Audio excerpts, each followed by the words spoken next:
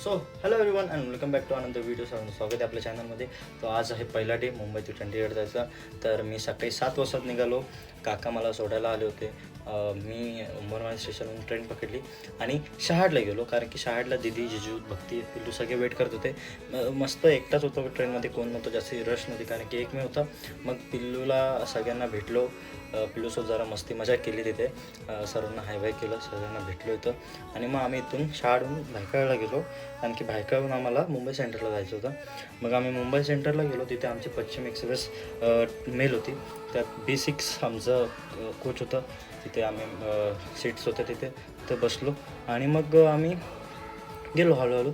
आणि तिथे मस्त अरेंजमेंट चांगले होते, सगळं काय चांगलं होतं. फक्त मी आणि भक्ती पुढे होतो आणि दीदी, जिजू, पिल्लू इकडे होते.